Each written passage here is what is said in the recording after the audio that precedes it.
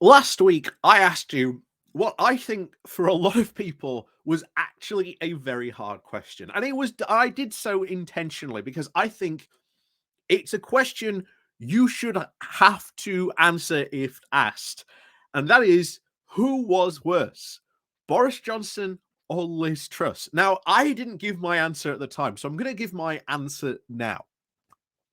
And I think if you were going to ask the question, who is worse, I think you have to think who long term has damaged this country or who will do the most damage to the country. And I think Boris Johnson has done far more damage to this country than even Liz Truss could do and Catan combined with their mini budget. So, why do I think that? Well, here's the thing. Boris was one thing and one thing he could do well, and that was he could put on a show. And this caused huge numbers of people at the 2019 general election to go, I don't like the Tories, but you know what? I'll give that Boris Johnson bloke a try. I'll give him a go. Because Boris, to them, made politics fun. And unfortunately, as we very much found out, even though there are a lot of people who still are crying that Boris Johnson is no longer in power, Johnson's legacy of lying, showmanship, and blatantly bending the truth and the story he wove for Britain, which eventually he could not even deliver on or even actually acknowledge that, well, that wasn't necessarily the truth, has done a lot of damage. So before we get more into this and sort of what I want to back up with this, please do remember to hit that like, share, and subscribe button. And of course, down below, there are links to my Patreon page and a one-off donation link called Buy Me Coffee, where you can, well, buy me coffee. And as always, thank you very much to all those people who do help and support the channel that way.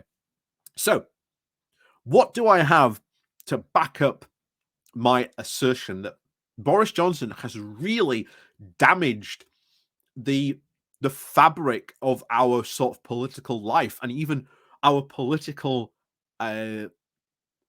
trust, and not only just now but potentially for the future.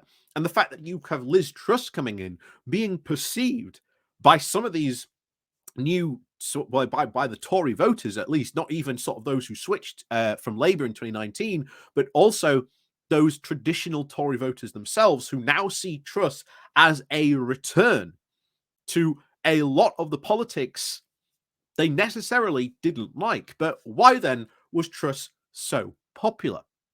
Well, one of the things that Truss sort of, well, very much did was she was a Boris backer. She didn't come out and rubbish Boris, which I think has a lot to do in part with her victory and why she did sort of very much go on to win that victory. But also, she spoke to a libertarian sense of the party that has been constantly growing, very much fostered by the influx of UKIP members from, well, essentially the fall of UKIP. Even they were incubated in the UKIP party to move ever forward to this more libertarian mindset.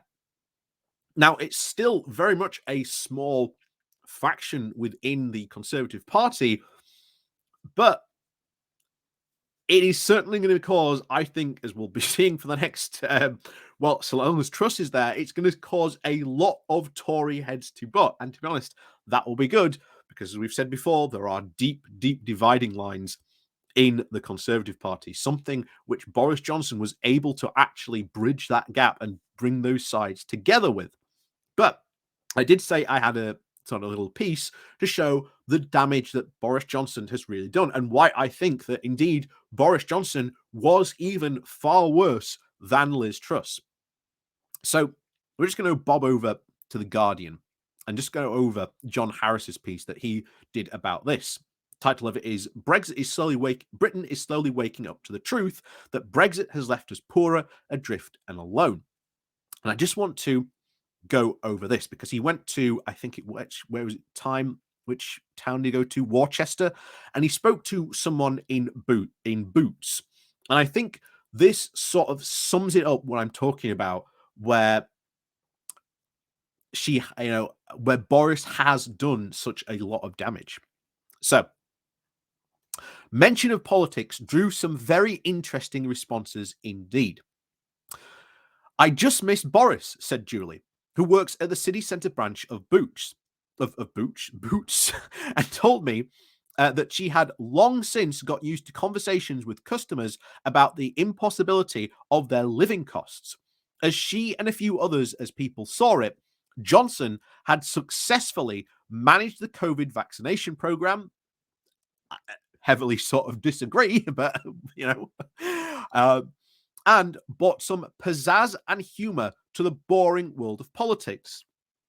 As I said, I think there was Johnson had a lot of personality about him, and I think that you know back during those Boris and Starmer days, you could see that Boris could very, very much have a good turn of phrase and put his personality on view, and that had a very, very big impact. Didn't matter that he was, lying through his teeth, or that Starmer was saying, "Hey, there's this problem you have caused, or your policies are doing these problems." It didn't matter because you could always have a good turn of phrase, or he could go around, if you remember during the COVID times, and call Starmer Captain Hindsight. So back to it. Which had now reverted to type.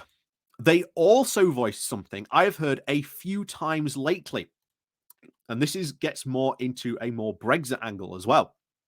A belief that he had represented the last hope of Brexit, and somehow opening the way to a happier and more prosperous country, a dream that died when he left Downing Street. And I do agree with Harris on that. That is something I think we've all heard very, very recently. The idea that now that Boris has gone, well, what about Brexit? What does that mean? Boris promised an age of sort of prosperity and freedom, and we've talked about this before, that Boris Johnson was a good storyteller. He knew how to spin a good yarn. And he told people that if we do Brexit and if we stick to this path, we can have this amazing prosperity, the likes of which we haven't seen yet. And that was the story that Boris Johnson told. And that story, that Brexit story that he told, will do untold damage for years and decades to come. Because as Brexit falls apart, there will always be those people from now until until whenever, who will always insist that somehow Boris Johnson was removed unfairly, that Johnson never really got to implement his true vision of what he saw for Brexit. And one thing that we are certainly going to have to do is certainly push back against that. But one of the good things is that, Brexit now will be seen as an abject failure, even by those people who backed Brexit, because they weren't so much as backing Brexit, they were backing Boris Johnson's story about the UK and Brexit, which, again, wasn't true. But that's the thing. And that was the power of Boris Johnson. He had that ability to be able to tell people stories and they would buy into it. That's why he was such a popular politician. It wasn't, and of course, you combine that with his, personality and his ability to, bring a bit of, razzmatazz to the whole story. And that's why, I will very happily say it. And, in that, question of who was worse, Liz Truss or Boris Johnson, it goes to Boris Johnson. And don't get me wrong, Liz Truss is going to be bad in so many different ways than Boris. But I think the damage that Johnson has done is so much more complex and deeper than we have even really begun to realize at this point. So As always, thank you very much for watching. And of course, please do remember to hit that like, share, and subscribe button. And of course, down below, there are links to my Patreon page and a one-off link called Buy Me Coffee, where you can, well, buy me coffee. And as always, thank you very much for watching, and we'll see you all next time.